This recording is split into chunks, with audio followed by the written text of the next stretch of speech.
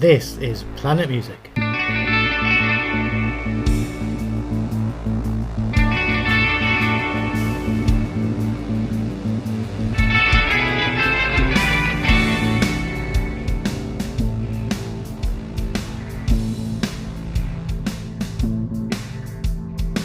Welcome to Planet Music from the makers of Planet Marzipan.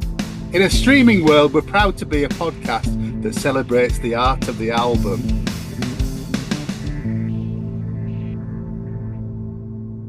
Hello, welcome to Planet Music. I'm Meza. I'm here with my good friends. Craig. And Mikey. And Great.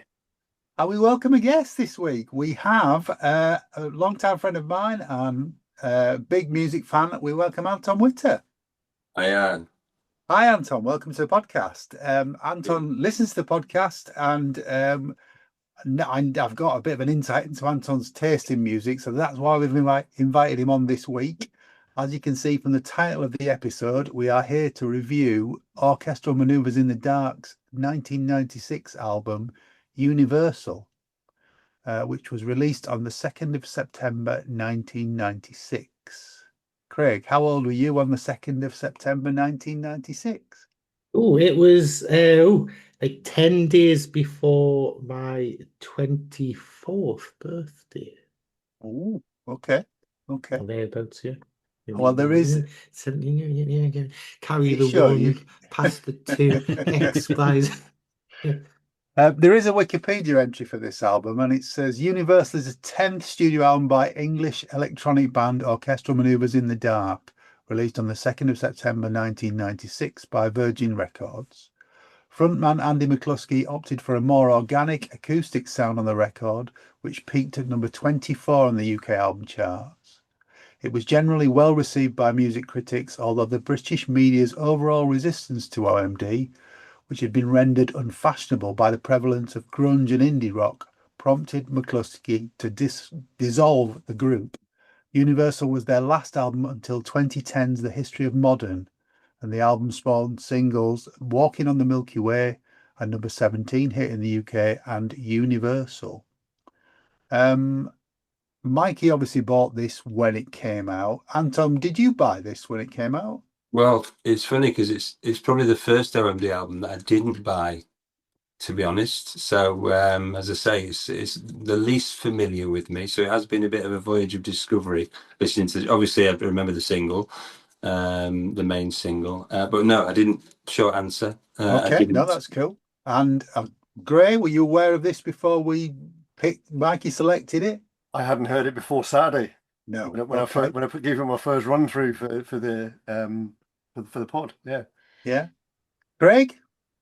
Yeah, I think I was there on the day that Mikey bought it. Okay. You'll have been subjected to that at work, presumably. Yeah, well, not so much. I don't think you particularly played this much at work, if I remember right. I think because it was just a year before we set the business up, so we were working in retail at the time. But I definitely remember the singles from it, and I do remember Mikey playing it through vaguely back in the mists of time. But for God's sake, it was 30 years ago. Come on. Well, yeah, all right. I mean, we do ask you to go way back on some of these podcasts, don't we? But yeah, I had not long just got my first flat. I got the first flat in the summer of 96. It was Albany, wasn't it? Albany. Yeah. And there was another album that I bought on the same day, which was released that week, which was Pet Shop Boys Bilingual. Came out exactly the same week and fared a little better. It came in at number 4. So at that point, I think there was less sort of like playing each other music because we were gearing up for, we're in sort of like halfway between college and work stuff going on, and there was, a lot of other stuff going on in lives, and I think it was just a funny old time, really. I think the album came out, and life was kind of starting to change a bit for both of us. Yeah. Well, I mean, just looking at OMD's history, Paul Humphreys left the band in '89, didn't he? So Yeah, it was just Andy McCluskey for what's this? Is this the third album that he it's the recorded third on his one. own? Yeah. I mean, essentially, the the album that they released in 1987 was The Pacific Age, and it didn't perform that well. The band was stuck in one of those really bad contracts where they weren't making any money, but management were. So they were stuck in this have to write an album, have to go on tour, have to write an album. And admittedly, to themselves, they weren't, they were at the bottom of their creative barrel. And when The Pacific Age came out, they literally just said that the 10 tracks that were on it were the 10 tracks they had, that was it. Paul wanted to take a 3-year break. He was burnt out and wanted to spend time with his family. The record company said, absolutely not, you'll go and write a new record. So Paul says, right, bugger this, I'm off. And when he left, Martin Cooper, the other keyboard player and saxophone player, walked, and Malcolm Holmes, the drummer, walked. They eventually set up the band The Listening Pool. Paul Humphrey set up his own record label, Telegraph Records. But before all that, Virgin had kind of said to Andy, you're the front man, you're OMD, so you carry the name. So I think there was a bit of dissension, I don't, it's been alluded to that there was some sparring going on, but whatever it was quite quickly dissolved because they stayed friends throughout. And as you'll find out later on, there's actually a writing credit from Paul on the album. There's two, and there's an old one and there's a new. Yeah, there's an old one and a new one. Yeah. So yeah, this is the third album that McCluskey put out under the OMD name, which was essentially solo albums, if you like. So there was 1991 Sugar Tax, which did very well, got to number 3 in the charts. Liberator was the follow-up in 1993, didn't perform quite as well. That got to number 14 in the charts. But he said a lot of that was his own fault for taking his foot off the pedal. He'd kind of let the producers get on with stuff, and he just sat at the back smoking cigars and just let them get on with it. And creatively, it kind of went in a direction that he wasn't happy with. So by the time he was getting ready to do the Universal album, he decided he was going to shake up everything. He wasn't going to write in the studio he had in Liverpool. He wasn't going to record in Liverpool. So he absconded to Dublin, away from family and Liverpool life, to write his songs and demo them in a studio that he set up. And eventually the recording would be done in Townhouse Studios in London. So the way he approached the album was different. He brought in session musicians for the first time. I mean, the original plan was to bring his touring band in to do the album to give it more of a live organic sound, but they'd all buggered off and done other things. Well, onto other gigs. Yeah. So essentially, he brought in 2 people to help produce the album, both of whom were working on Pulp's Different Class when he was writing the album. So they knew each other, and they knew some of the session musicians that they brought in. The first one was David Nichols, who'd worked on In Excess's Kick album. He also worked as an audio engineer on Elton John's The One album. And these 2 guys also worked on Marcella Detroit's Jewel album. The other guy, Matthew Vaughan, is an engineer, programmer, and a multi-instrumentalist. Get my teeth in. He's worked with Elton John, Terence Trent D'Arby, the Christians, so he's had quite a good background in music and plays a lot of guitar on this album. So the people that they brought with them were bassist Phil Spalding, who's worked with Toyah, Mike Oldfield, Krista Berg, Elton John, Jimmy Somerville, GTR, Steve Hackett, Steve Howe. And he was on Marcella Detroit's Jewel album as well. And drummer Chuck Sabo, who'd worked on Elton John's The Lion King, and had also worked with Marcella Detroit, XTC, Petra Boys, Shaka Khan, Belinda Carlisle, the list goes on. So pretty much the album was recorded over a 3-month period at the end of 1985. So by the time it had finished, it was quite a while and held back before it got to move on. His wife had recently given birth to a new baby. He'd suffered a broken collarbone, so he was off his boobies on pain meds. There was a long gestation period and probably some record label wranglings to actually get the damn thing out. So there we are. We're kind of... Okay, well, that's quite a detailed history. Thank you, Mikey. I mean, a lot going on in OMD world leading up to this. And as I'm sure we'll all allude to very shortly, some very different sounding tracks on this album. It's really, really eclectic. Yes, very eclectic. Isn't it? Shall we get stuck in track by track? Don't all answer at once. I can't help with that. Like we've got a choice. No, John, we're not. We're actually just going to no, we'll just keep Mikey talking about the history of OMD if you want. I don't mind. First track on the album. I can't believe this was a single, actually, after hearing it, but edited down single. It doesn't matter. It's not a single by any stretch of this, but is the title track. It's called Universal. Anton, what do you make of the opening track of the album?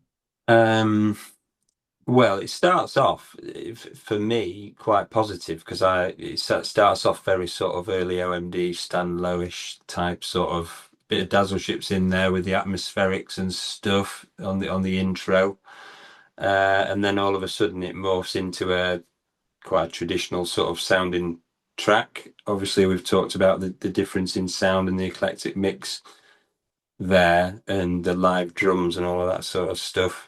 But it just segues into this pop stroke rock song, which isn't a bad song, but it doesn't necessarily do much for me. It's quite sort of, I suppose the whole album itself, it's not, for me, it's not very OMD, and people might sort of disagree with that, but for me, OMD is the 80s OMD.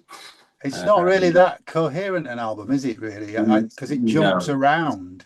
I think on that point, quite a lot of other bands, electronic bands around that time, were sort of in the same space where they'd done what they'd done for so long. The musical landscape was changing, so we're talking sort of mid-90s Britpop, the fashions and trends, and the changes in technology, and all through this album as well. The sounds, I mean, traditional OMD, is sound design and coming up with interesting sounds, whereas this was littered with almost preset sounds, and it sort of had the odd sort of obvious OMDism with, the choral sounds and stuff like that. But it sounded very, dare I say, off the shelf. And the first track is probably a great scene setter for that. I think it does. I mean, there are almost 2 minutes of the intro, the atmospheric thing, which, as an OMD fan, you probably are thinking, wow, this is all, we're all right, we're okay here. But as you say, then it just takes off in a whole different direction. Guitars come in and yeah. Craig, what do you make of the opening track? Yeah, I mean, I love the atmospherics to begin with, and I mean, I was familiar with the song as a single. It did get airplay, and it's been something that I've known a fair bit. It does morph into something that's just not OMD. It's kind of like a mid-tempo pop rock song, and there's nothing wrong with it. If any other artist had released a single like this, it could have been hailed as something, but it's not outstanding, but I don't think it's poor at all. And it's funny because I think this track and the next track have got, in some of the other songs, that there's a theme that they almost try to bring into the album, but it gets abandoned. So it's almost like you're starting to think, oh, I'm going to do a bit of a concept album about life, the universe, and everything. Then it goes all over the place.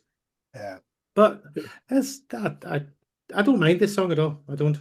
Okay. Great. So, like I said, I hadn't heard it before Saturday, and I put it on. And I heard the intro, so that 2 minutes, I thought, "Oh, I like this. This is great." And for me, it's that kind of, it's the kind of thing that Pink Floyd do in the latter albums and all that kind of stuff. You have the long intro building up, and it's like really atmospheric, and all. I was like, "Yeah, this is great." And then, as Anton said, it just goes into this kind of sort of generic, and it is that 90s sort of really compressed guitar sound. There's no life to it. It's a distorted guitar that's there. It's not doing anything. And that really flat snare drum as well. Yeah. Just as thin as anything. Yeah. But it's also really generic because there's loads of songs on this album going, "Oh, that sounds like," "Oh, this sounds like," "Oh, that," "Oh, that." Whereas this one, I'm just going, "Okay, it could have been something, but it is," and it doesn't go anywhere. I just can't believe it was a single. I really can't. But it doesn't sound bad. I think for me, no, it's not bad. But it's nothing. Yeah, yeah. I think the as Anton single says, it's was kind of 3 minutes generic 30 without the intro, wasn't it? Yeah. Well, it's nearly 2 minutes. But I mean, the intro is really interesting because it's got like this mechanical sort of rhythm behind it as well. It really does sound quite interesting. But then the guitar kicks in with like a riff that could be off anything, you know. And then you've got the big female backing singers on it as well. It's just, I mean, his vocals sound great on it. I have to say, despite everything we've said, he sounds great on it. Because I normally don't like his voice, but there's times on this album where I'm like, the vocals are brilliant. Really, really good. Yeah. Come on then, Mikey. What do you think of this?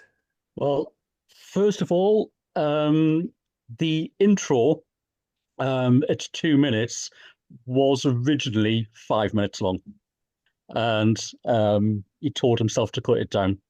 I think it would have been quite interesting to hear it, and it's a shame it's never been dug out of the archives. But the opening song was 10 minutes long, so too proggy for OMD. That probably too proggy. But yeah, I agree with Anton because as soon as one of the first sounds you get is that sort of like whoop sound, and I thought, oh, this is Dazzle Ships, and then you've got the clanking going on, and I thought, well, that's the Stanlow Oil Refinery, and it was a nice nod, and I love the transition from the key and the tempo of the opening part into the main song.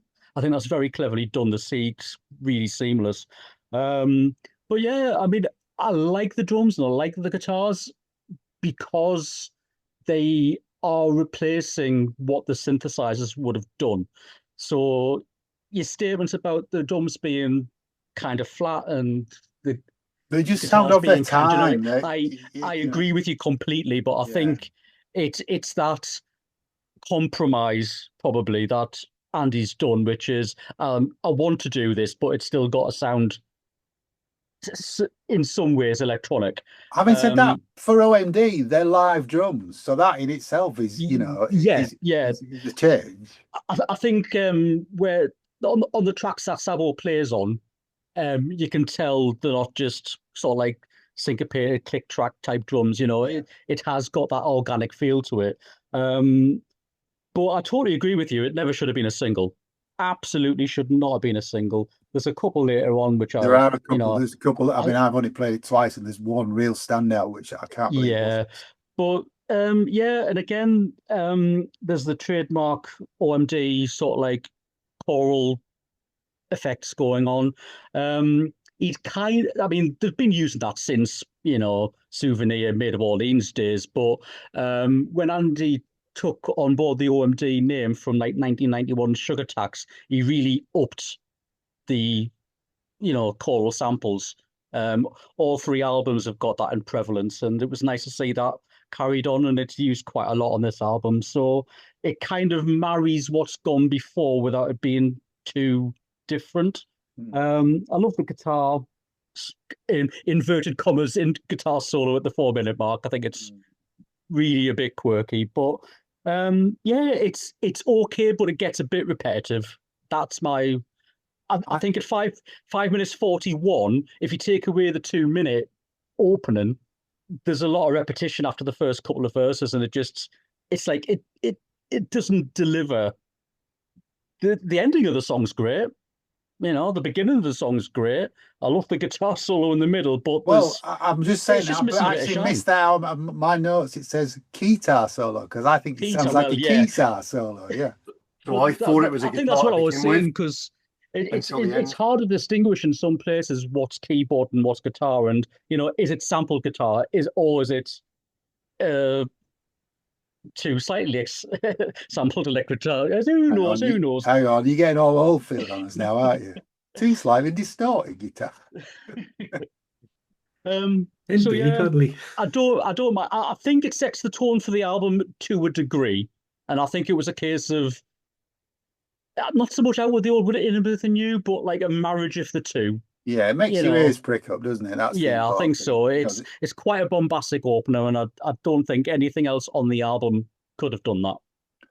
I think had it not been a single, I think it's a great way in. But I just Yeah. can't believe they put it out as a single. But hey, just as an aside, the single only got to 55. well, that's because it's not a single, yeah. But the video was directed by, and I'll never get his surname pronounced correctly, Howard Greenoff, who'd obviously done Marillion's Dryland video. He did all of Pet Shop Boys videos through most of the ones through Bilingual, and I think he was, yeah, well, I think he did most of Placebo's videos around the start of their career as well. So busy man. Right. Well, speaking of singles, track 2 is the first single from the album, and it's Walking on the Milky Way, which I think most folks will know. Anton, what do you make of this? Well, it's obviously the most commercial track on the album, the obvious single. I would have probably, if it had been my choice, had that as the first track on the album. Very melodic, shades of Tears for Fears, Seeds of Love in there. That's Yeah, my you notes got gone. first, We've you all got written it that first. down. Yeah. Yeah, it's that obvious though, to be fair, isn't it? You know, Yeah. it does sound like that. Although how many years after Seeds of Love was it? About 7 years after that. So Yeah, you know, 7 years. obviously good full production, classic single, really gone to town on the production, great big production, and a taste of what's to come in terms of the sounds for the rest of the album. But again, quite of the time, 90s, very 90s sounding in terms of the actual sounds. It's got the choral samples in there, which I guess is the trademark OMD sound, you know, from back Architecture and Morality and before. But it just sort of smacks in places of sample libraries as opposed to creating their own sounds. So I wouldn't say lazy, but I think that happened to quite a lot of people around that time in bands, because synths were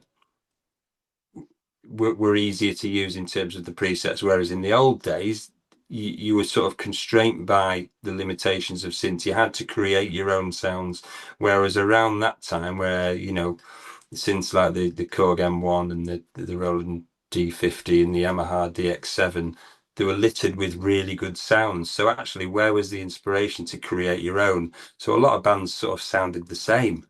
And I'm not saying that they sounded the same as everyone else, specifically OMD, but you can just tell that not a lot of thought has gone into the actual sounds. That's my sort of personal view of it. Do you think that's him losing Humphrey's influence then? Possibly. I mean, obviously worked really well together. I think, just going off as a slight aside, I think you can tell, because I think Humphreys was probably the melody man in the band, and there's still melodies here, but I don't think it is as melodic as when he worked with Paul Humphreys prior to and afterwards. Yeah. Okay. I think the presets thing is a good point, because I watched I think it was a Depeche Mode video documentary recently, and they were making the sounds and they were programming even the drum samples and the loops. They were doing the frequencies and they were doing everything by hand to get this. It took them so long to do it. They set their own rules. That was their law to do that. As you say, by this time you switched on a DX7, you go, I want a string synth, I want this, I want that. Can I just ask, is that keyboards and synths and stuff behind you as well? Is there so? It is, yeah. it's Yeah. in Okay. So the- right, somebody who knows what they're talking about. Oh yeah, Anton's still a recording artist now. Yeah. We shall put a link. We shall put a link in the show notes. So Yeah, it's funny because you do see things differently when you do music, when you make music yourself. So there's probably things that I would sort of notice or think about, whereas the general public might not. I was making music in the 90s when this album came out, so I can recognize a lot of those sort of sounds and that 90s sound. And I'll be honest, it's not my favorite period of time, particularly for synth music, because I think, as I said earlier on, I think a lot of them were sort of, you mentioned bilingual. I think that's a better album than this album that we're talking about now. But even the Pet Shop Boys had that sort of lull in the middle, where they sort of went off at a slight tangent and then regained, it came back again with Very. I think that was the whole thing about that you said earlier, Anton, about legacy bands at that point not knowing what the hell to do. You've got this grunge and Britpop movement going on, and it's like how to stay relevant but not change too much that you're going to alienate everybody. As much as Pet Shop Boys' bilingual album did okay in the charts, the singles didn't perform that well. And it was diminishing returns for a little bit after that for them. I wasn't going to mention it, but I was reading an article about this track, and he did say that the church organ sounds at the start and the end were actually off his Yamaha. But he did say that he had discovered CD-ROMs at this point, with like that were going around the industry, and producers one thing and another, like, oh, have this new batch of samples, And I think there was an over-reliance on that. Yeah, and Anton, you'll know. I mean, I used to subscribe to magazines like Future Music and what at that point. Oh, yeah.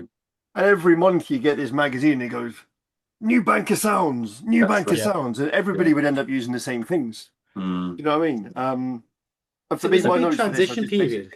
Yeah. Sorry? It was a big transition period, though, wasn't it? It was a big transition period. It went from like everybody writing their own things to everything being available to everybody. I mean, you brought them up though. If you compare this to Depeche Mode, there's no comparison with what they were doing at the time. Totally. Yeah. Absolutely pushing the envelope still. Mm-hmm. But anyway, getting back to the track list. I've got notes. I remember the single being a single. I remember actually thinking, oh, that's different. That's not OMD. I quite like it. It's got a Britpop feel to it, but I think because of the live drums and what have you, although it's very keyboard based rather than guitar based like the rest of the Britpop stuff, it's got that feel and that vibe to it. Yeah. And you can tell they're trying, that he's trying to get into like, how do we move past where we are and become relevant again? And then alienate all the fans. Yeah. Greg, what do you make of it? I think that it suffers exactly what you're saying about the production and the sounds and stuff on it. I think if they redid it now with like real strings, real orchestra and that, it would give it a real big oomph, because there's absolutely nothing wrong with the song at all. It's a great pop song, and all I can remember is being really, really guilty, because this was one of the songs back in the day that as soon as you heard it, you changed the lyrics. We're on our way to Venus, sucking on her, and just leave it at that. Ice And lolly? you don't. Yes, ice lolly, a Zoom bar. Yeah. But no, it's a great. Apologies, it's a great pop listeners. song. Remember who said that. No, it's great pop song, and yeah, obvious lead single. Yeah, I agree with everything you said. I mean, it's quite a thin sounding track though. I mean, it's a big old chorus, is that, but the backing track's quite thin sounding, I thought. It breaks down to almost classical in the middle eight, doesn't it? It's really nice. Needs real strings. Yeah. Mikey. Well, I love the track. I think it's a great OMD song. He said himself that it was at that time probably one of the best things he'd ever written. And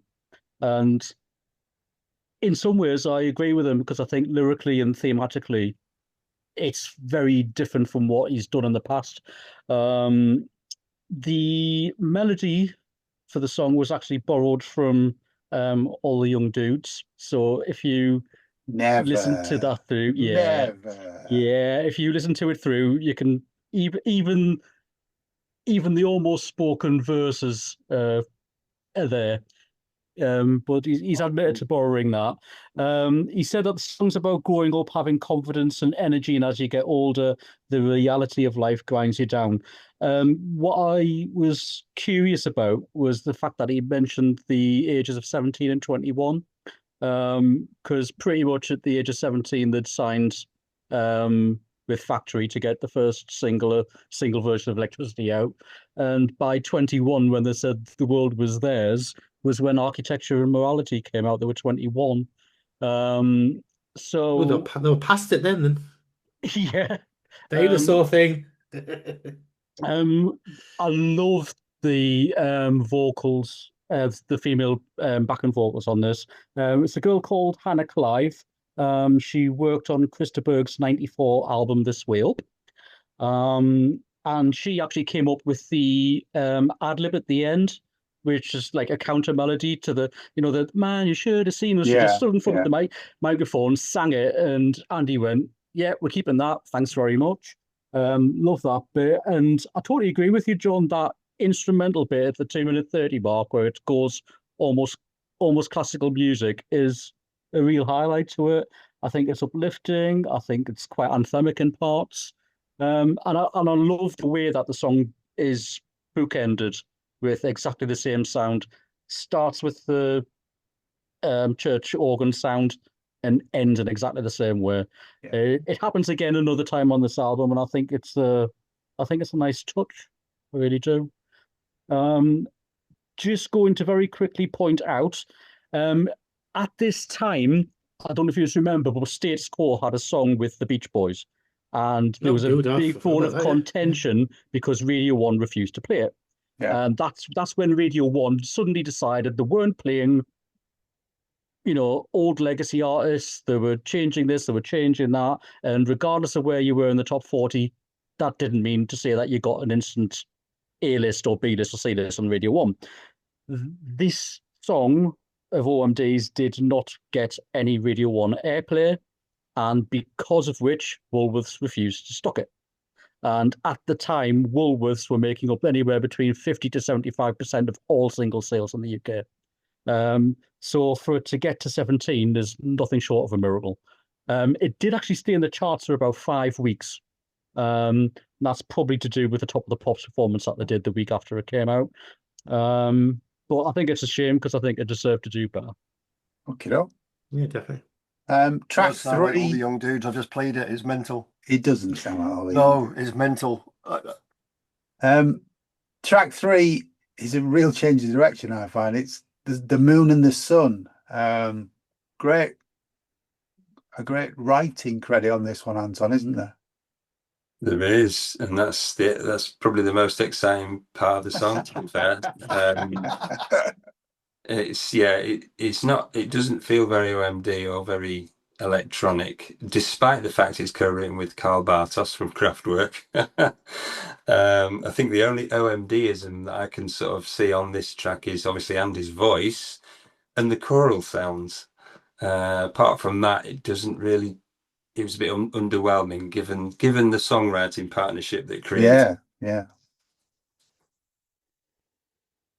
Short and sweet, Craig. Yeah, I mean, I must admit, I was kind of really sort of knocked sideways when I saw the credit, because in my notes before I'd looked at any of the site, I mean, I didn't actually look anything up about this one. I just wanted to listen to it cold, so I had no clue who had written it. And when I wrote the notes, I'm like Jeff Lynne / Beatles / kind of that, because it's got that very constant acoustic guitar sound underneath it all the way through it. So it's that kind of feel to it. And when I saw what if he wrote it, what part did he write?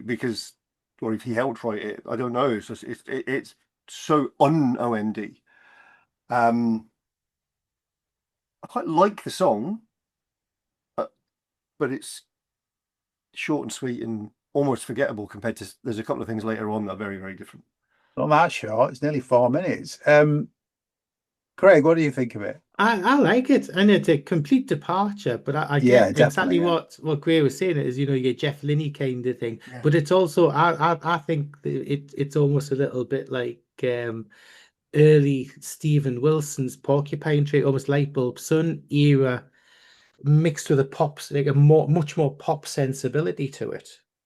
But it's just got that slight Porcupine Tree vibe to it for me. The very, very He did a poppy lot of side the of driving Porcupine acoustic Tree. stuff as well, didn't he? Yeah, He did a lot yeah. of that on the acoustic stuff underneath. Yeah, okay. But the very poppy side of Porcupine Tree. But yeah, I like it. It's very, very OMD, but yeah, I like some shit like this. I like it. Yeah, it's a really interesting track. It's not, I can't really say there's anything particularly grabs me about it. It's all kind of one tempo. It doesn't, no real changes during it. It just doesn't sound anything like OMD, does it? Anything like they were before or after. And I think that's the point on this album, because I don't think there's any bad songs on it. There's nothing wrong with it. It's just No. not OMD. It's not what you expect. It's not what it sort of says on the tin, which is why it sort of feels sometimes as if. I think as we get towards the end of side 2, I mean, I'm not a fan, and I don't have all the background knowledge that you and Mikey have on this, but it feels a bit like the record company intervened and said, no, we need some tracks that sound more like you've put out before, because there are a couple towards the end of the track listing that do kind of revert back to that classic sound. Mikey, what do you think of The Moon and the Sun? I remember back when the album came out, I just sat and listened to it and went, "What the buggery bollocks is this?" Not when I'm drinking. The interesting thing about Karl Bartos is at this time he had moved heavily into guitar-written songs. He'd literally just come off the back of co-writing Electronic's second album, Raise the Pressure, which was more guitar-based than their previous first album. So I for right or for wrong, I just thought, well, Carl's gone and spoiled this. I mean, I bloody love Kraftwerk and I love OMD, and you would think these two mighty pillars would bring this, well, just not this. This synth demon together. I have to say, I mean, there's not a song on this album I would skip. But I appreciate it far more now than I did then. My favorite line of the song is "The energy of arrogance is wasted on the young." Not entirely sure what that means, but I like it. I actually like the fact that there's acoustic guitars going on, which are blending into the electronic guitars. That gives it a different feel to a lot of what's on this album. Of course, you've got the trademark choral presets going on, but I like the kind of almost sliding guitar sounds, the kind of noises. Yeah. There's really heavily sampled guitars during the instrumental break. And I agree with everybody, it's got quite a 60s feel. So, yeah, it's not a highlight on the album for me. But there's no tough track on this for me, but anyway, so. Good on. Track 4 is The Black Sea. Anton. Different again. Yeah, very much. I think it's a good showcase of Andy's vocal skills, this song. I think, to be fair, I think one of you guys mentioned it, Andy's voice is really good on this album, and he does showcase what he can do, really sort of pushes the boundaries with it, but as a song, doesn't really excite me that much. Major minor chord progression. I read that it was based on an oboe riff written by Stu Kershaw. Is it still a riff if it's on an oboe? I suppose it should. I suppose it is. It just doesn't sound right, oboe riff. Yeah. So, well, he's obviously transposed it onto or transformed it into a keyboard riff. Yeah. But not really much else to say other than I think the standout bit is, as I say, is Andy's vocal on this track. Yeah. Okay. Great. This is Black Sea, isn't it? No, I keep saying Craig and you're answering Craig, but Craig. No, Greg can go next. He's fine. No, there's an order. There is, He's been- believe it or not, listeners, there is some order to this, but Dear God. like herding cats, these 5. Meow. Craig, what do you think of the Black Sea? I like the dark tone and nature to it. I think it's very. I know you're talking about major and minors, and it's just not much of a chord progression like that. But I like it. It's got a nice dark tone and theme to it. Lyrically, it's great. His voice is fantastic on this. It's not something that we would think is like outstanding, but I think it's just a nice, pleasant tune, and I think his vocals, like I say, fantastic on it. Okay, Graham, what would you like to say about this track? There's something about this track. It's one of my highlights on the album. Absolutely, I'm with you. It's brilliant. There's something, but it's also, and I've written down in my notes. There's something Simon Le Bon and Duran about it, sort of the way it almost like kind of like Ordinary World type period, and it just gives it. There's a feel to it, which is missing from a lot of the other stuff on the album. It's got a depth to it, hasn't it? Absolutely love it. I really do. And and I'm going to say this repeatedly. So I'm going to spend the rest of the album likening things to different songs and different bands, because from here on it goes in until the last 2 or 3. I think somebody mentioned it, as if the record label went, whoa, aren't you OMD? Let's do that. But between now and there is like there's loads of different influences that I can hear and loads of things.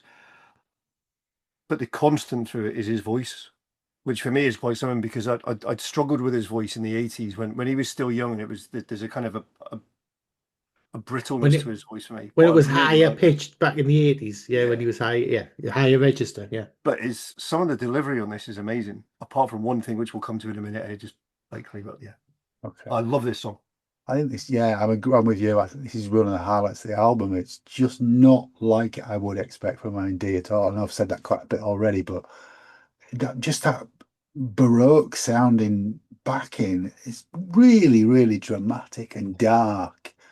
And it's got some great lyrics as well. Everything we do, nothing remains true. I am frightened, I'm a liar. I'm tortured by desire. Wow. Absolutely brilliant. Just, I can't compare this to Walking on the Milky Way. It's in a different class, completely different class for me, this. Mikey, what do you think of it? Oh, I absolutely adore this track. I'll give you an insight before I waffle a little bit. The song itself was influenced by the Beach Boys song Till I Die, which opening lines are, I'm a cork on the ocean floating over the raging sea. So that gave him the inspiration for the lyrical content of the song. Yes, Anton, you were absolutely right about the oboe thing. The working title for the song was the Oboe Song. And to back up what you said about Andy's vocals, I agree, they are absolutely outstanding on this track. He does this thing very often in OMD where it's not double tracking and it's not quite backing vocals. He'll kind of deliver something almost spoken and then do a line of like singing, and the two together create this harmonic, which is absolutely outstanding. And it's really noticeable on this track. Sometimes he does it in 3 layers, and to be fair, in 2 tracks time, you'll get to hear that. But I just think it's absolutely stunning. The bridge bit in the middle, I absolutely adore. There's this keyboard sound, which is almost like a musical box. Just like a twinkling sound, and then you've just got this almost grand piano coming in, washing over it. Oh, and the string sounds towards the end. It's sublime, absolutely sublime. One of my favorites on the album. Okay, let's move on. Track 5 is one of the 2 co-writes with Paul Humphreys, Very Close to Far Away. Anton, what do you make of this? As you say, Paul Humphreys involved, so more OMD, I think, than some of the other tracks on the album. a nice track, nice song. There's some nice backing vocals on there by a certain Carol Kenyon. Yeah. Obviously, she worked with so many other artists, most notably Heaven 17 on Temptation. Yeah. Yeah. But yeah, I mean, just a nice OMD sort of style song, and good to hear a song with Humphreys involved again. Because I'd heard sort of back in the day that they had fallen out. Obviously, there's different stories in terms of the extent to which they'd fallen out. I think Mikey, you said that they'd remain friends. And Yes. just looking back, my vague memory from the sort of late 80s, early 90s, there was some sort of legal wranglings, which is never good. But no, good to see that they'd sort of started rebuilding a relationship around this sort of time and being OMD again. But the song itself, I don't really have too much to say about it, to be fair, other than it's just a nice song. There's two tracks written with Humphreys in there. This is the newer one, and the other one's an old track from the 80s. Yeah. Okay. Craig, what do you make of this? Yeah, this is it. Not one of my favorite tracks on the album. I mean, I like the guitar work on it. I mean, it's a bit. The sounds aren't exactly exciting. There's some of the typical 90s like reverse samples and that in it. It's okay. It's a pleasant. Was it like 4 minutes or something like that? It's actually no, it's a bit long. It's 5 minutes.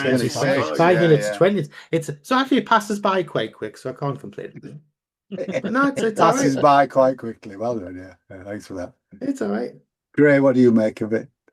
So it's interesting because it starts off with a couple of sampler sounds or sequencer sounds. So you've got the glissando down, and you've got the bits and bobs, and I thought, oh, here we go, synth music, and then you get like an in Spiral Carpets but drum beat with somebody on. But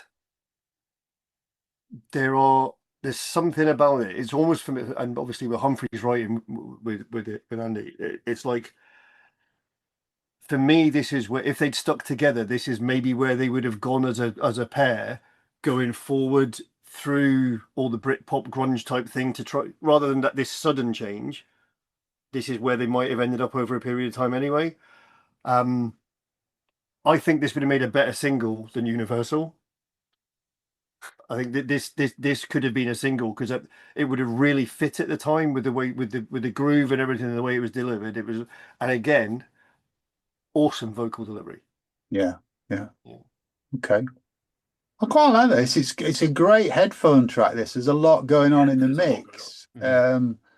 And I think Phil Spaulding's performance on this track alone is brilliant. You know, the bass really it's outstanding on here. Everything else you've said, I can't disagree with. You know, big female vocals on this, a great melody. I quite like it. It's just so different to the Black Sea, which came before it, and so different again to what's coming next in the Gospel of St. Jude. I like it. It's great. Mikey. Pretty much the same as you guys. I agree with Graham. It does have a very in Spiral Carpety feel. I was kind of thinking probably more Jesus Jones, but it's all that ilk. It's got that psychedelic feel to it. I love the fact that the lyrics are, about somebody trying to communicate to somebody who just won't listen. The Carol Kenyon's backing vocals are awesome, as they always are. Won't list who she's worked with because she's, worked with everybody important. I love the phasing effects on the backing vocals, like Craig mentioned, the backwards, samples going on. And I love the fact that it's not a conventional first chorus. And you've got quite a bit of that going on this album. There's not a lot of conventional structure songs,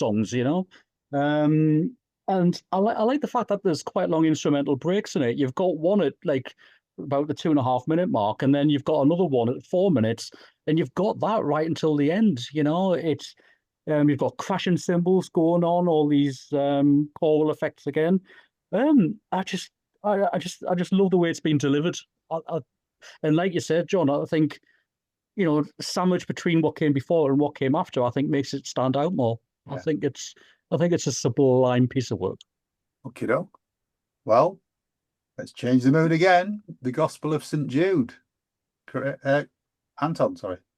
In very interesting track. This, I think there's a theme emerging that for me this album is less of an album and more of a collection of songs. Yes. Yeah.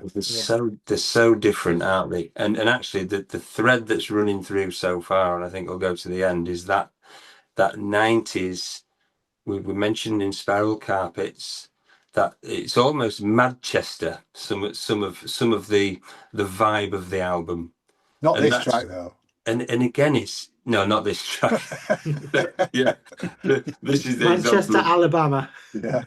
If the album's a bit like a Manhattan skyline, isn't it? Yeah. So, but this particular track, I don't know. It's probably my least favorite, and it's probably quite clever. I suppose it depends what you're looking for and which way you're looking at it. But I'm thinking, right, was he trying to do something a bit like Songs of Faith and Devotion here in terms of, some of the tracks on that Depeche Mode album, like One Caress, Condemnation, Get Right With Me, that sort of vibe. Yeah. It almost feels a bit self-indulgent as well. So it's not bad, but for me, it doesn't fit on the album. No. It's like a B-side. It should be a B-side of a single. But again, that's just purely my opinion. But it just sort of comes out of nowhere, and I'm thinking, what are you doing with this? He's kind of done this at the end of each side of the record, hasn't he? This is the end of side one, and who also the end of side two. Yeah. Yeah. But it's almost Amazing Gracie, isn't it? It's very hymnal. Yeah. Very much so in places, yeah. Definitely. Greg, what do you make of it? Yeah, Anton's just said what I'd had in my notes there. It's like, your big gospel a cappella choir song to the theme of Amazing Grace, essentially. What we're saying about it being like it's a collection of songs. It reminds you a little bit of Internal Exile with Fisher's album, where it's a collection of boys' own stories, where this is a collection of different songs, different styles pieced together to form an album that's not necessarily cohesive, but it does work. But yeah, this couldn't be further away from anything else on the album, could it, if it tried? No.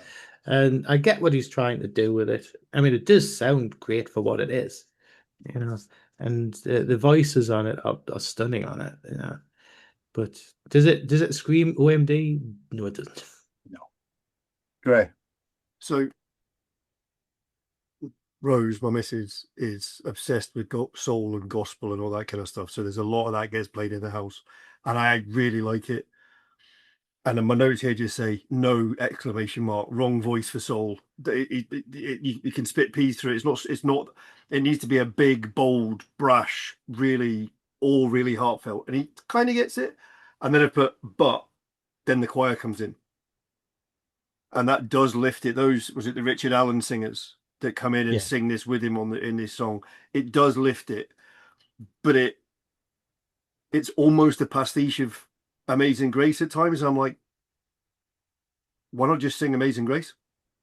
It's like, I'm sorry, but it doesn't work for me. Okay. So you've written no ! Yeah. And I've written WTF! This shouldn't be on the record. No. It's just not good enough, and it doesn't fit with anything else. It's not for me. Mikey. This is another one of those tracks where when I first got the album, it was another one of those, what the buggery bollocks is he doing? I admire it. I admire the bravery behind it. I like what Anton said about One KRS, because that came to mind when I was writing my notes, and I just thought One KRS was done really, really well. Well, I was going to say, but that achieves what it sets out to do. This doesn't. Yeah. And I think Graham's right. I think when the Richard Allen singers come in, it gives it its oomph and the gravitas that it needs. But the one thing that I will say about the album, and yes, I agree with the Boys' Own Stories collection thing, the whole thing, that the running theme through the entire album is looking back and things coming to an end.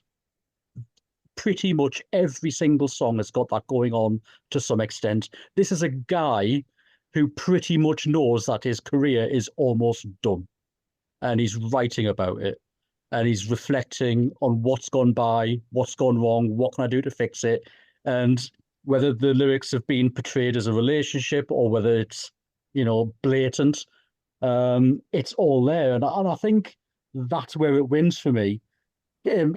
What he did say about this was it's the struggle to achieve happiness, but no matter what you do or try to change, you never attain it. And I think that's how he was feeling at the time. And this man is a staunch atheist. So to present it in a gospel style is, again, a little bit, is it tongue in cheek, or is it him sort of like burying the hatchet of his atheism? I don't know, but I think his singing delivery is really powerful on it when it hits right. I think the first verse doesn't, but the second one does. I agree.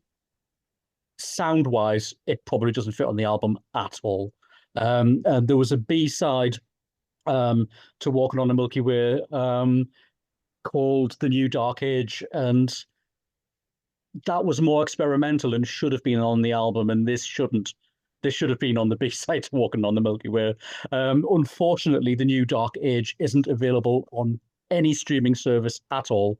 But when this goes out, I will post the YouTube link for it, because I think it really belongs on this album. Okay. Next track, first track on presumably side 2 of the album, is That Was Then. Anton. I think my thoughts on this one are sort of building on what Mike has just said around the lyrics and the fact that it's such a melancholic album, and it's almost sort of resigning itself to this is potentially the end of OMD or the end of the career as he knows it. The lyrics on this particular song are about reflecting on a journey that was potentially coming to an end.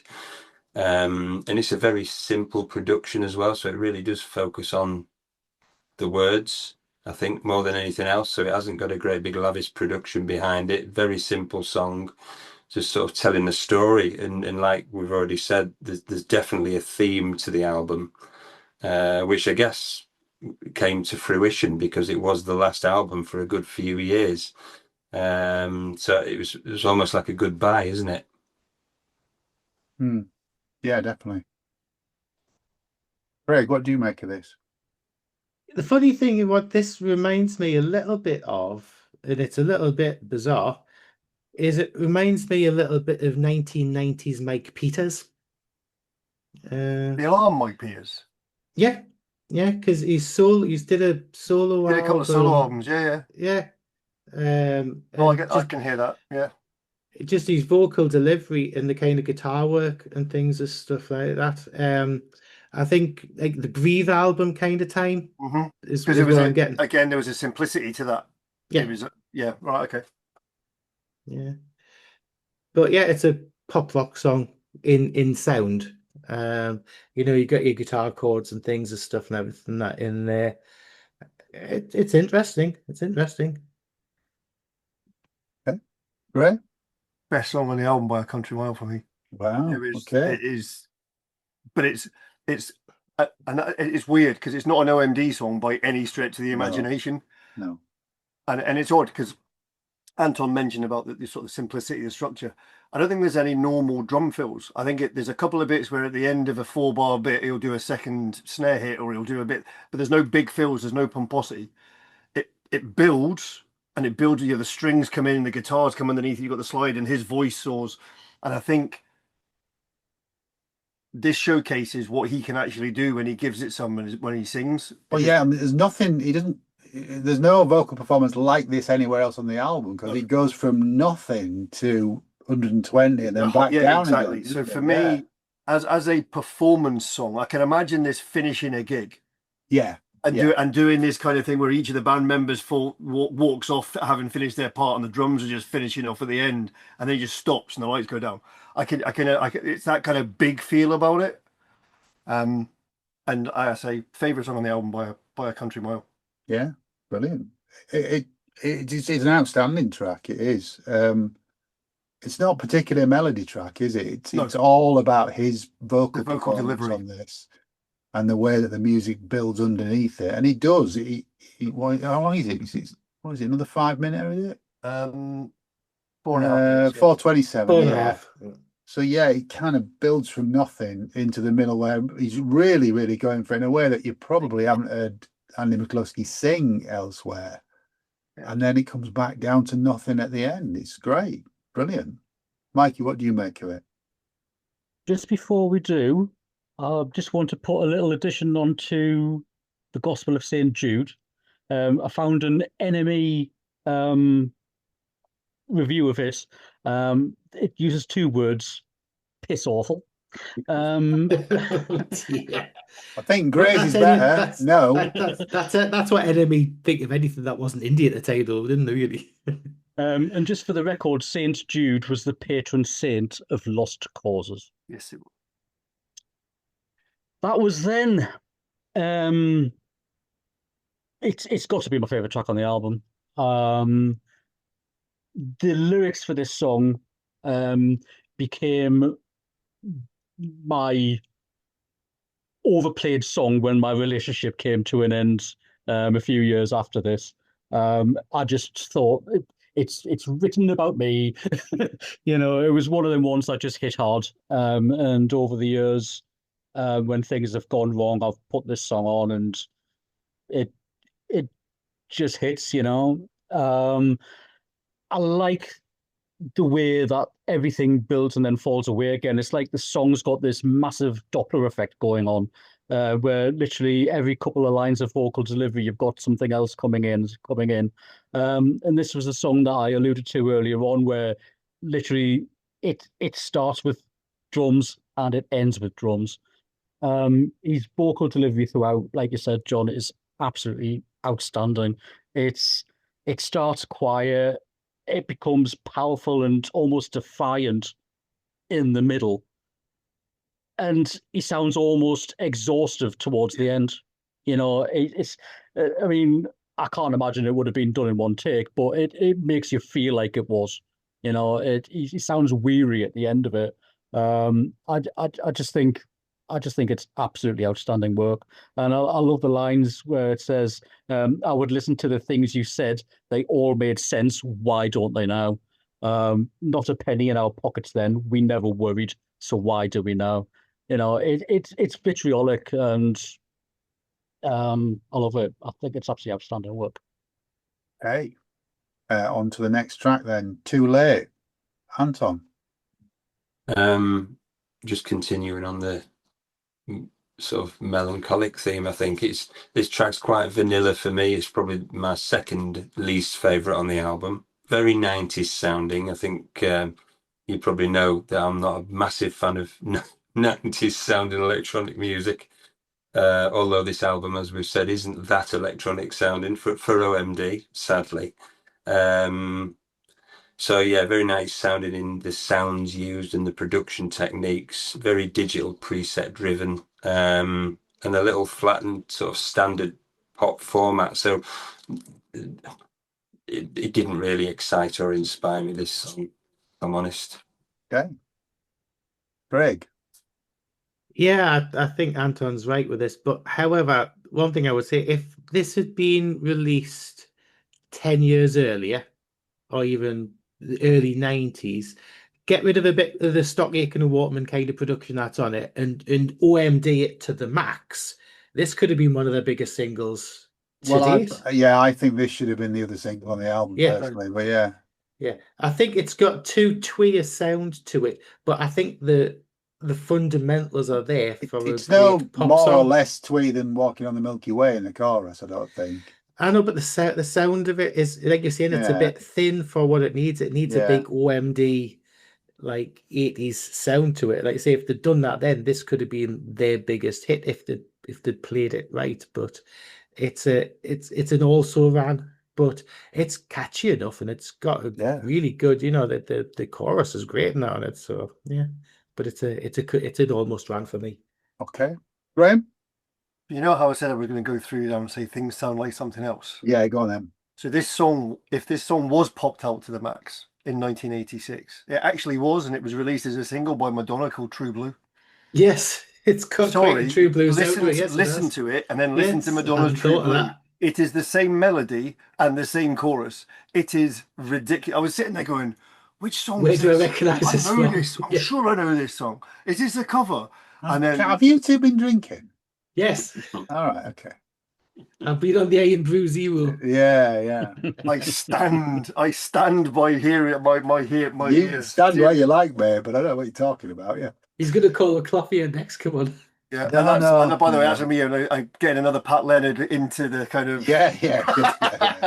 Everything comes Getting back to into that, Kevin like, Gilbert fucking and do the Pat full Leonard, circle thing all again. of these podcasts now. Yeah. I need another drink. Yeah, but seriously, I don't like it generally compared to some of the other stuff on the album.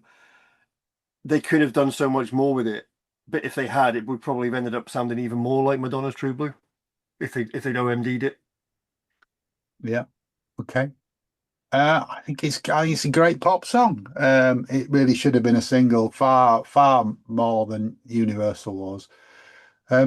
It's not outstanding, but it's a nice, catchy tune, and it's okay. Mikey. This song and the next song, Andy had to fight to get them on the album.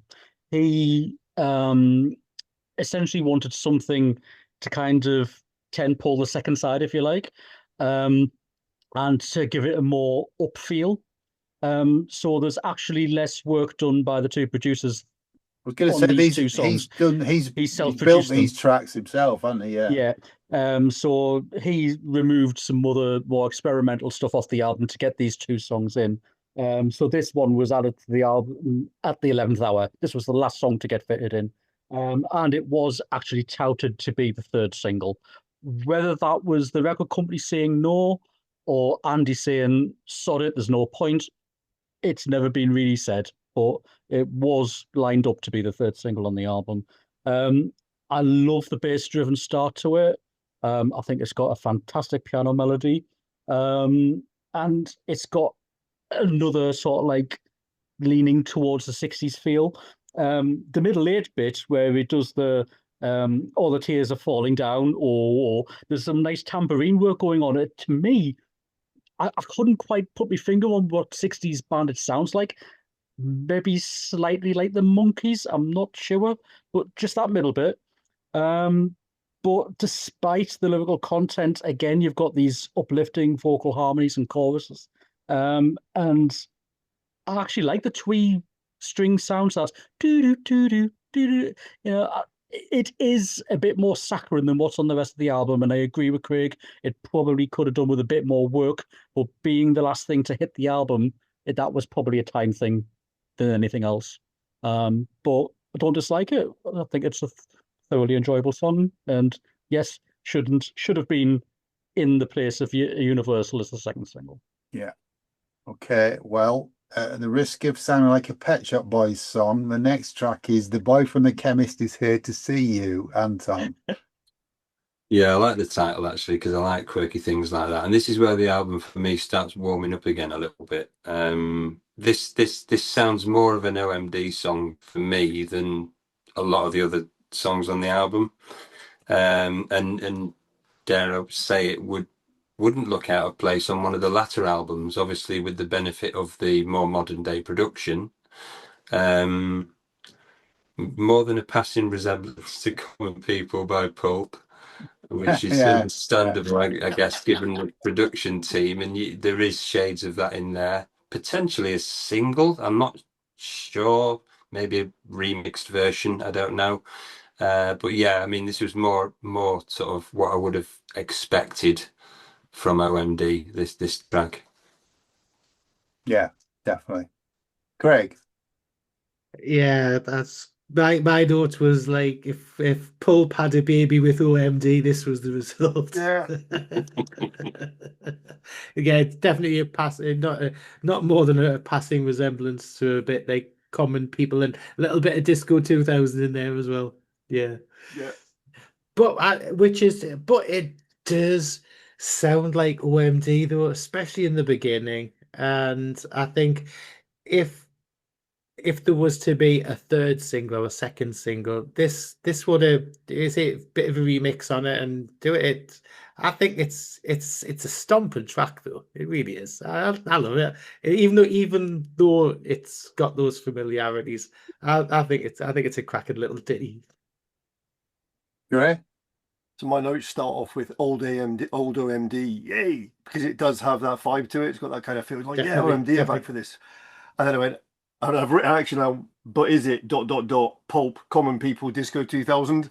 But I don't think that harms it. I think because it's very much of the time. It's that kind of it's what he was trying to do. He was trying to bring the band into the current times and the modern age and all that kind of stuff, and it works. Yeah. It's a really good pop song. Yeah. Can't disagree with anything you've said there. These last two are the tracks that I was alluding to at the top of the conversation about, did the record company put pressure on them to put these two more OMD light tracks into the track list? I think it's great. Again, it's another strong contender for a single. And as Anton said, it's probably a shame it didn't come out later on a later album where they could have made more of it. But yeah, it's kind of lost on here, isn't it? But great song. Next track on the album. Mikey?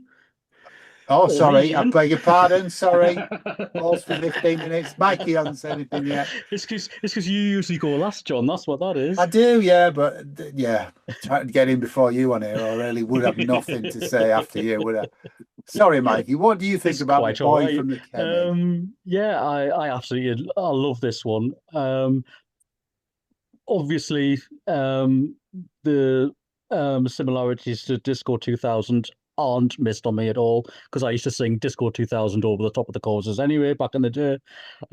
This was the last track to be written for the album, and I agree, if there'd been a close follow-up to this album, it should have probably been held back. But there was no record company pressure to change any of the album. I think this was Andy's own pressure.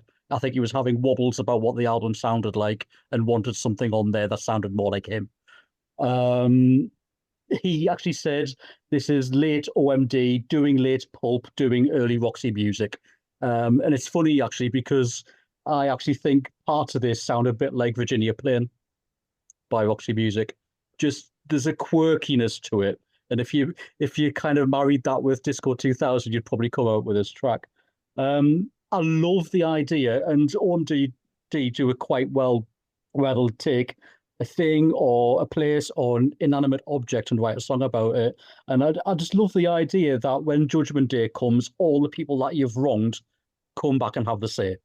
And one of those things is the Dr. Bernardo's boy that stood outside the chemist that you didn't put a pound in. So I just think it's lyrically so clever. I love the pre-chorus bits, the oh, you should have run while you had time. There's just there's a like a swing feeling to it, and then you've got these kind of almost dirty brass keyboard sounds going on behind the hard piano hits. There's a lot to love, and there's a lot going on in this, but it sticks out like a sore thumb, but it doesn't mean I don't love it. No. Okay. Can I just ask Anton? So obviously, because you sounds and all that kind of see I think it's the bass kind of source sound of the din din din din. For me, that's as soon as that started, I was like, that's Pulp, because they use that as a bass synth, don't they? And it's just, and I think a lot of it for me, although the structure's the same, even if it hadn't been the same structure, it has the sound of Pulp at that time. And I wonder, when you were saying everybody was using the same seat presets, everybody was using the same sort of sample sets and what have you. I wonder if that plays into that a little bit, because possibly, yeah. I mean, do you mean the riff or the sound? the sound rather than the right, yeah. riff. Again, it's quite a sort of generic sort of 90s bass sound, for sure. So, you know, I don't know why you would have chosen to sort of use that, maybe just because that was the trend at the time. Yeah. But yeah, I mean, the riff as well, I mean, it's quite a sort of standard sort of dancey sort of, you know, riff itself. So the two together, I guess, lift the song and sort of make it what it is, more of an OMD potential single. Okay. The next song is the other co-write with Humphreys and also Stuart Kershaw, and it's If You're Still in Love with Me, and it's what it would sound like if Anne Dudley joined OMD. Yeah, an interesting song and another sort of different song. You know, you never know what to expect on this album, do you? Song by song, but as you said, you know, written in the late 80s, mid to late 80s with Paul Humphreys, which is interesting. And of course, Anne Dudley, I mean, fantastic sort of arrangement. It's quite a busy arrangement, I think. It is a nice song, though. I do like the song, but again, it's not really what I would expect from. I think the problem is we all have like an unconscious bias about what we expect from OMD. So even though it's probably really good, and if somebody else did it, we'd probably think that's a great song. But because it's not what you're really expecting from OMD, it sort of sometimes spoils it a bit. I think if you dropped some of these different tracks into other OMD albums Possibly, they might have a bigger effect. But to have them all in one album, it jumps around, doesn't it? It is, yes, it is very pick and mix, the album. So, and I don't know why that would be. Is it because he's got a load of songs? Maybe he had a load of songs that he'd sort of had on the shelf for ages, and he decided to put them all together. Because it doesn't feel like he's sat and written an album, because it's that different. Yeah. But no, it is a nice song. Great sort of string arrangement. Really, really good quality recording as well. And I read somewhere and that on the back of this performance, she went on to do some stuff with Pulp, and obviously went off into the stratosphere in terms of how successful and how hard to get a hold of she was. Yeah. Okay.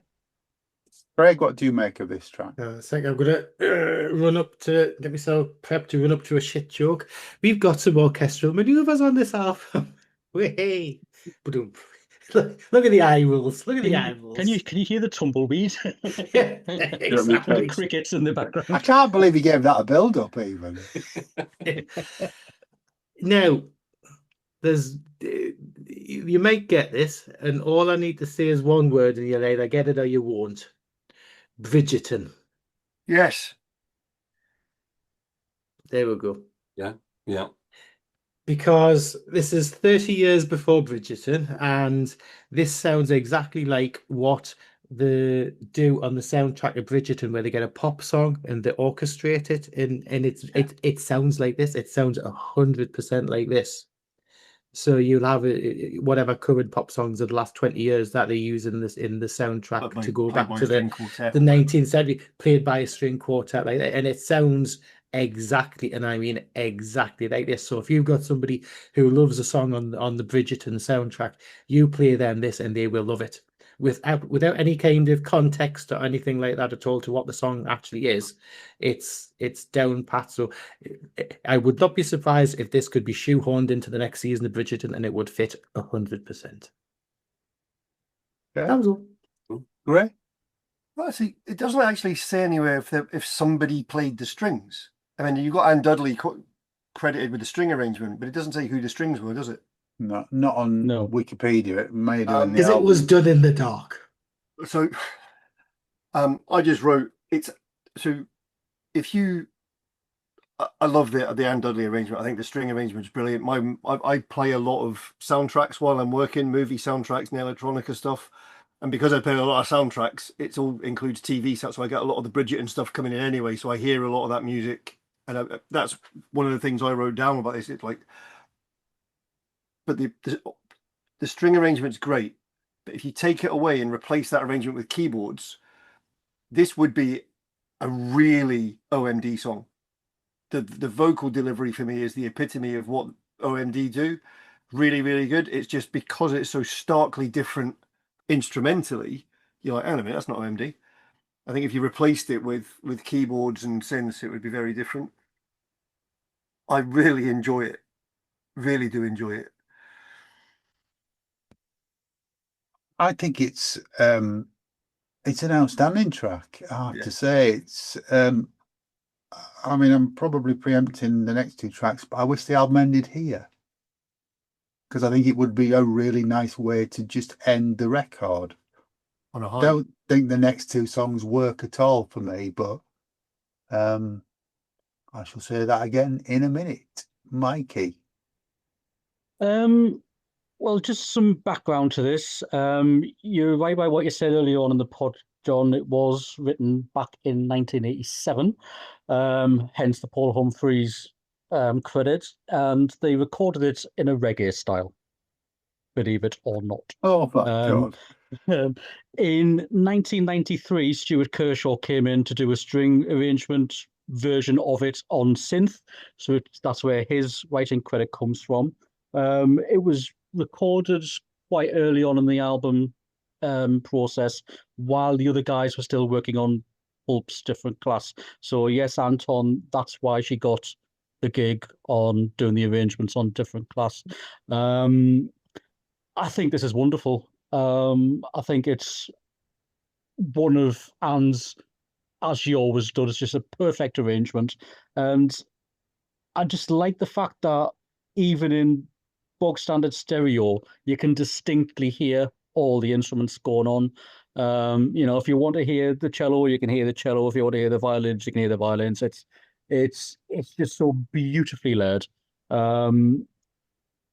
It's another one that I'm not entirely sure fits on the album, but you could say that for any one of these tracks if you isolate it. It's such an eclectic album with so many ups and downs.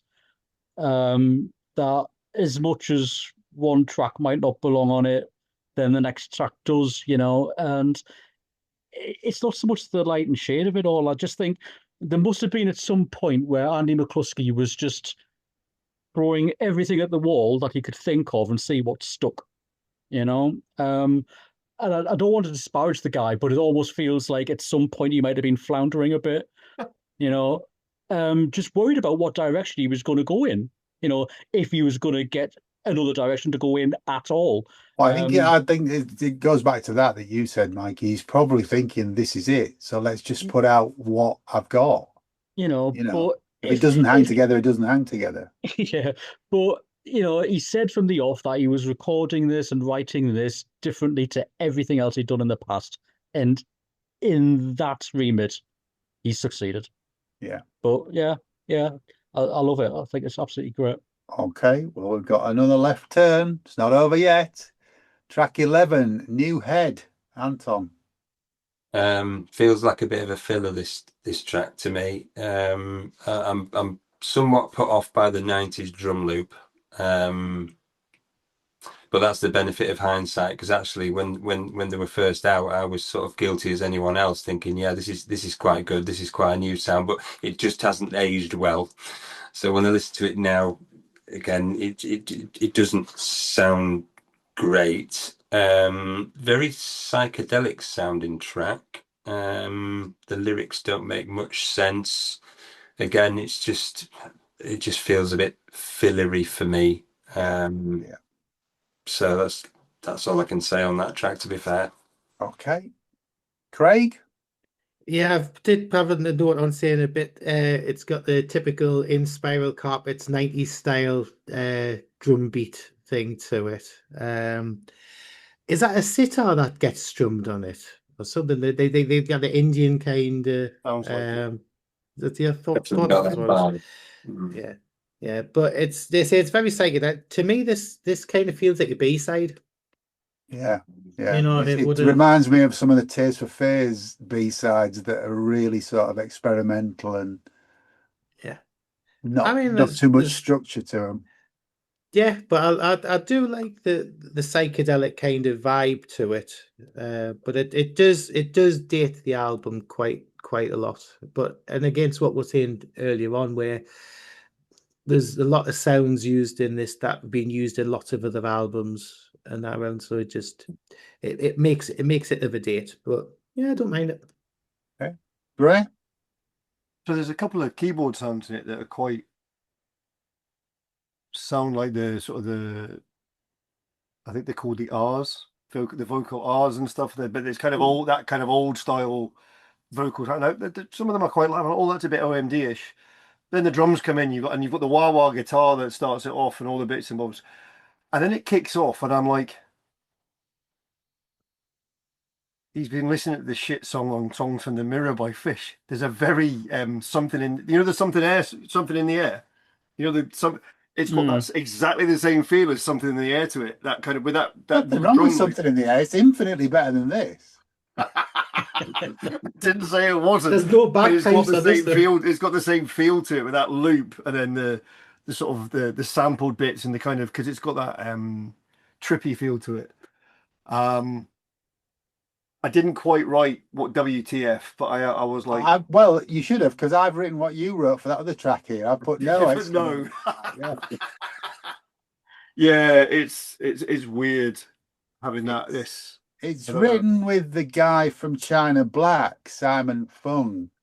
Which right. I explain why it sounds like it is, but I agree with that. Was it Ant that said it sounds like a bonus track? It absolutely does. It's not fully formed. This is why I'm saying the album should have ended with "If You're Still in Love with Me," because this and Victory Waltz just don't work at all for me. Mikey, rescue us. What do you think of this? I always thought this was him trying to do Primal Scream and not quite getting there. I think you're right. I think Simon Fung does bring that kind of oriental feeling to it. I like the feeling of repetition and the trippiness about it. And I think there's sort of like early to mid 90s psychedelia was kind of playing on that. It's like you get halfway through the song and it's almost like it's starting again. But it makes Candy Flip sound good. It's not at all. To me, it's like a musical version of a kaleidoscope. You've kind of got these lyrics that are kind of laid over each other. And going back to what Anton said, basically what he did was he went into a studio and just laid all these lines down. It was just like an unconscious process. I'll bet they laid some lines down before they did this. And when he played it back the next day, he was like, "Oh yeah, this is great. I'm going to keep it." There was no sort of like lyric writing process to it. It was just the words were the music, if you like. And I think the ABC thing could be a nod back to Dazzle Ships with the ABC auto industry. Maybe I'm clutching at straws there. But I actually like the way the song, again, it's not a standard structure. And it is experimental. And, you know, in hindsight, probably, yeah, it's B-side material. But again, I think when he's searching for something new, it's as psychedelic as some of the other stuff on the album, but I think you're getting into that almost repetitive bit. You know, it didn't need to be 5 minutes long. No, but it didn't. But where it's good, it's good. You know, I love the chord presets on it. You know, even the doop doop doop doop doop doop. I love them bits. You know, it's quirky. You know, yeah, it's what it is. Okay. I love all the fact the guy that recommended the album can't even justify it. I know. Even he's struggling to cover this. Yeah, but it's not one of my favorites, but again, like I said, I love the album from start to finish, and I wouldn't skip a single track on it. can't agree with you. But there, anyway, track 12, final track on the record, Anton, is Victory Waltz. And another turn in a different direction. It's not a bad song, you know. I think it does showcase Andy McCluskey's songwriting skills. It's not a bad song. I wouldn't have chosen to put it as the last track on the album. If I was going to put it on the album, I probably would have maybe the last track on side one, and I'd probably go for something a bit more big crescendo at the end of the album. But there's some nice melodies and some nice vocal samples on there, quite apocalyptic sounding, which I like. But it's nothing really special. And I think it's probably a victim of the the mismatch of songs on the album. So if you released an album of stuff all like this, then it'd probably be quite stunning. But it doesn't really fit with this collection of songs, which this album is, a collection of songs. Yeah. Okay. Great. I'm going to do a Craigie tangent here. I think this is Andy McCluskey's OMD's version of Outside the Wall. There you go. More tumbleweed, folks. Yeah. I think we're going to have to put a disclaimer out with this episode that some of the panel may have been induced by Ian Drew. No, it's just got that vibe to it. Yeah, kind of. Yeah, no accordion on it though. No accordion on it, but that's why I said OMD, Andy McCluskey version of a theme of like Outside the Wall, where it's downplayed and downbeat, and it just he's coming down from the high of New Head, isn't he? Yeah, something like that. And I think this is the point where they kick all the white bricks down. I think. Yeah. But yeah, I'll go back into my little closet. No, you keep finding these. These are gems. These. Gray, what do you think of it? So again, it's one of the more simple arrangements on the album. I mean, in my notes, I've just written one word. It's like because I'm like, after what's been on it, this is so simple. And I actually, do you know what, the Outside the Wall thing? I get why you're saying it. Oh, shut up. You've both been on saying stuff. No. I'm not saying it sounds like Outside the Wall, but I get the reasoning and the thinking behind it, because it's gone from, it's this kind of coda. I love the, it's got the choir sample at one point, like that. It's got all the sort of the choir samples, which I like it, but do you know what I mean? There was no need. Is the best thing you've said all night. There was no need for it. But it's almost as if who was it that said there was one of the songs that we'd had it was like he was all exhausted after the song before, and he was like, and I think actually, do you know what? I think it's the last one on side one. Yeah. It's the same as that, they're isn't it? both the same. Yeah, the Gospel of St. Jude and Victory Waltz for me shouldn't be. They just shouldn't be there. You just should not be there. No. But I get the sentiment behind it, though. Yeah, but he's done it elsewhere, and he's done it better. Even on this record, he's done it elsewhere. I don't know. How long's the album? I haven't got a total time here. What is it, like 50 minutes? Just shy of. It's 12 tracks in it, so it must be getting on. It's 50 minutes, yeah. So it could 49 minutes and 39 seconds. It could easily have taken two of these songs off, yeah. And made it a 12-track album at 40 minutes. And I think it would be less flabby if he did that. I mean, I gave up at New Head. I've played Victory Waltz, but it just sounds like a B-side. It sounds like Sea Song by Tears for Fears or something else, you know. Or, as Ant says, if he did a whole album of this sort of stuff, it would probably be a highlight. Yeah. But, no, it should end on track 10 for me, this album. But here's someone who disagrees with me, Mikey K. Sorry, wholeheartedly, guys. I think this is absolutely sublime. I think it's heartbreaking. I think definitely that. I think the fact that it's clearly about the ending of a relationship, but again, could be the end of OMD, just struck it for me. I just think it's so heartfelt, and you've got a simple song that's based around what, 3 chords. Your first verse is literally just piano, that kick drum and the vocals. The second verse is where the call presets come in, and as soon as they do, it just chokes me up.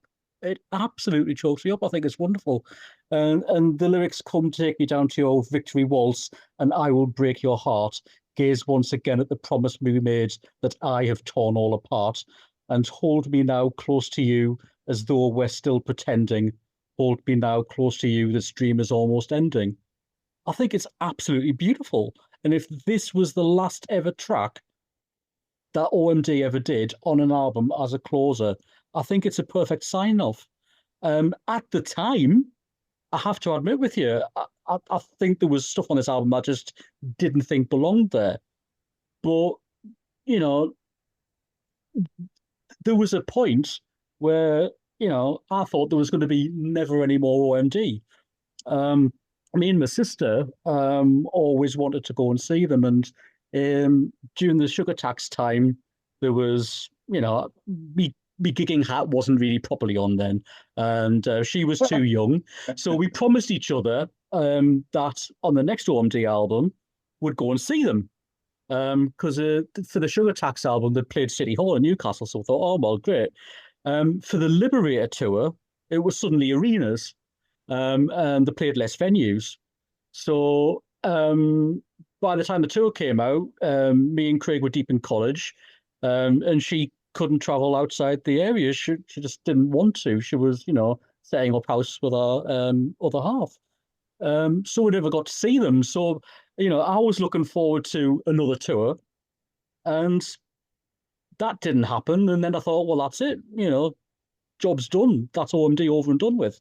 And this to me was that in a nutshell. It was my loss, I mean, fortune turned tables. I did eventually get to see them in 2007 at the City Hall in Newcastle. And I think I bawled my eyes out all the way through it because, you just thought, I'm never going to have a chance to see these guys live, and it's never going to happen. And then all of a sudden it does, So for that reason and many more, the lyrics mean a lot to me personally. I think it's a perfect send-off for the album. Okay. Wow. Do you want to tell us a little bit about the sleeve, or does anyone want to comment on the sleeve? Mikey told us what it was the other day. What is it? Well, basically, he got Peter Saville back for this one, who obviously worked on a lot of the older OMD sleeves. The idea was to portray Universal, but not in a macro way, but to go in a space. So what looks like little Mickey Mouses all over the front cover is in fact a digital interpretation of water molecules. So they are in fact floating H2Os, which he said water is the basis of all life, and carbon molecules would look too boring. Oh, wow. Yeah. Don't think it helps the record, if I'm honest, but probably didn't sell many copies. And what was going on in the charts when this came out? Well, all I've jotted down was the top 3 because they were all quite big actually. You've got George Michael, Older at number 3. Alanis Morissette was Jagged Little Pill at number 2. And Suede's Coming Up was number 1. Wow. So, and Pet Shop Boys were at number 4 with Bilingual. So if you look through the chart at the time, 1996 into 97 was actually quite a strong time for a lot of artists. You got a lot of up and coming ones, a lot of old mainstays still hanging around. But yeah, it was around about peak sale for CD time, wasn't it? It was just before Napster and just before everything came crashing down with digital. It was around this time that, a lot of the vinyl pressing plants were starting to close down. The original pressing of this album on vinyl was like Hen's Teeth, and I never got a copy. I only got mine on CD at the time. And as little as a few years ago, there was still trading for anywhere between £200 and £300 a shot. But thankfully, the there was a remastered edition in 2021 on vinyl, so I picked up one of those. Thank you very much. Better to spend 30 quid than 300. But yeah, following this, he basically decided to call it a day. I don't think at the time that there was any semblance of an inkling that Virgin were going to drop him, but maybe he felt that it was, a gestation, and he just decided to get out. I mean, he always said that if Walking on the Milky Way had been put out by Oasis, it would have sold 10 times over. And he literally said there was absolutely nothing he could have done at that time, no matter what style, that would have made OMD sell any more than what it did. So, within a few years, he was often writing songs for Atomic Kitten, which was his way of getting back at Radio 1 and record industry insiders by basically saying, what I do is good. You just need something a bit more good looking to front it, and everybody's happy. Yeah.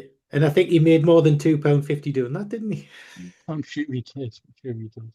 Well, this was the height of um, Britpop as well, wasn't it? So electronic music was very out of fashion at the time, and he obviously Yeah. took the opportunity, looking at girl power and all of that sort of stuff, and created Atomic Kitten. And well done to him, because he sort of modified his approach, didn't he, and became very successful with that. And Paul Humphreys, on occasion, he was living in America at the time, and he did a few very small tours around LA doing the Paul Humphreys of OMD tours. And he eventually hooked up with Claudia Brucken, and came up with a band between themselves called 1-2.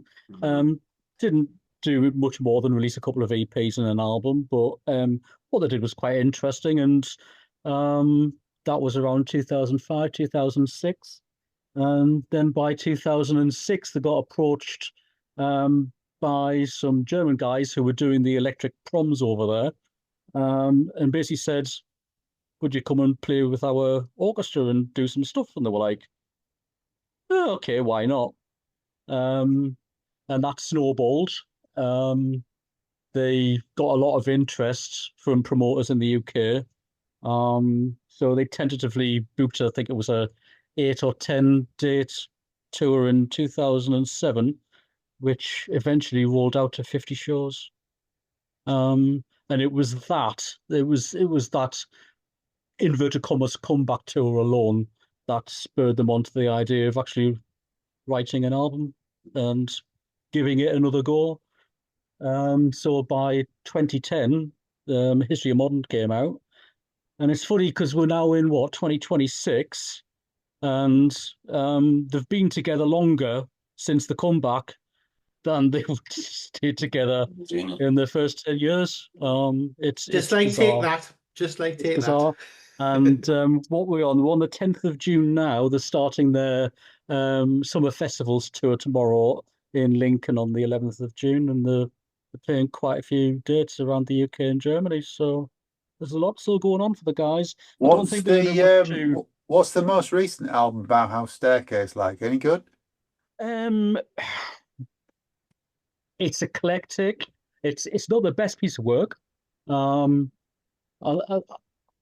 of their most recent albums, I think English Electric is my favorite, because it's a lot more like Dazzle Ships. It's got short interludes between the songs that are quite eclectic and very experimental, and definitely harken back to early OMD. This sounds like a very different OMD electronic sounding. It's very modern sounding. It's a little bit jarring. I haven't played the album a lot, in all fairness. I'm not a massive fan of it. Do you like it, Anton? Yeah, I think I agree. The latest one, I was not disappointed, but it sounds almost too polished. It sounds like it's come out of a tin can. Punishment of Luxury is my favourite of the later ones, but the first one English Electric was a great comeback. It was like a real back. Oh dear, back, brilliant. Punishment of Luxury is brilliant. Particularly, I can't remember the blooming name of the song now. The song that's got the sound of the birds, the curlew bird. That's gorgeous, and seeing that live was amazing. Can't remember the name of the song now, but anyway, that's out of the three, that's my favourite. I think the middle one. Okay. And it's funny, because when they came back with the Punishment of Luxury, History of Modern, the opening song on it, New Babies, New Toys, is really heavy guitars. Really heavy guitars. And it's like, well, it's an OMD comeback album, and the first track's guitars. It's not even, it's hardly any electronics on it at all. It's amazing. Yeah. And swear words. Okay. The swear words. It comes with a parental advisory sticker, that one. Okay. But yeah, there's a lot. I don't think under 18s are particularly listening to the album. Good point. Well, we've obviously got two big OMD fans on here. Craig, have you got a recommendation for this album, or I actually really enjoyed it. Yeah, I did. I thought it was interesting. I thought it wasn't what I expected, and I will revisit it definitely. But yeah, I enjoyed it, even for all the little bits and niggles and little bits and nitpicks that we've done for it. I think it's got enough to drag me back into it. Okay, great. A lot better than I thought when I thought, we're doing an OMD album. So especially when you look at the year, at the time of this was coming out, I was things like Typo Negative, Corrosion of Conformity, White Zombie, all that. Yeah, a million miles away from this. Probably the closest you would get would be your the stuff that we've said it covered, like some of sort of the more trippy and spiral carpets and stuff and what have you. So that was about the closest I would get to what OMD were. As Anton said right at the start, as we've all got older, our tastes have widened. I listen to a lot more electronica now, but I still find I prefer Depeche Mode and what have you to OMD. There's something about OMD that I find a little bit insipid sometimes, but this album isn't that, which is weird. I'm really quite surprised by it. And there's tracks in this that I will quite happily add to playlists and have listened to. Yeah, I mean, I've never seen OMD. I've seen Depeche, and Depeche are like a completely different beast live. And I think that's brought something to their studio stuff that OMD have never tapped into or never been able to tap into. Yeah. I think it's church and state with OMD. They are an amazing live act, but it's a different beast live, And I think, they brought like Martin Cooper back, and they brought back Mal Holmes back for a while. And yes, they use them in the studio, but they come into their own live, and to this day they are. But comparing him, he's no Dave Garn, is he? I mean, Dave Garn's an absolute performer, isn't he? He has his windmill dance. Yeah, true. And he does fling himself around that stage a lot. I mean, he's no Dave Garn, don't get me wrong. But by the end of it, that guy's sweating buckets. He's not a standstill at a microphone guy at all. They are quite something else to see live, far from what I was expecting. Because to be fair, up until I saw them, there was really nothing historically put out. There was no like OMD gigs that you could buy on DVD and sit and watch. There just wasn't, So when I first went to see them, and every tour since, it's a revelation every time, and they knock it out the park. They really do. They're an amazing live band. Yeah. Okay. Well, that's what we think of this album. We would love to hear what you think of it. We have a Facebook group. Planet Music Facebook group. Please come and join the discussion there. Let us know what you think of the album and the pod, and suggestions for future podcasts. Really want to thank Anton for coming onto the pod. Only asked him yesterday, but I know he's a big fan of this band, and thanks, Anton. I hope you've enjoyed your night. Some great insights from yourself. No, thank you for inviting me. I've really enjoyed it. It's been great spending a bit of time with you guys, talking about stuff that I love, so thank you. Oh, you're more than welcome, mate. And Anton does put stuff out under his own name at the minute. We'll put a link in the show notes. Go and check out some of Anton's current music. It's great, it really is. Good old really. Is your Bandcamp your main outlet? Is it?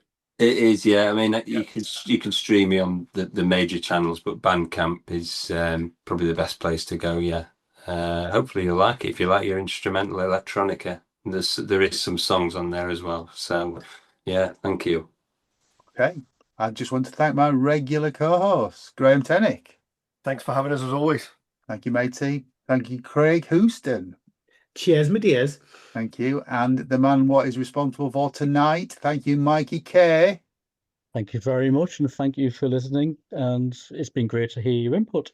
Yeah, there are some outstanding tracks on this record. There really are. But thank you for suggesting it, Mikey. All that remains to be said is good night from me. And it's good night from him. Take care. And stay alive.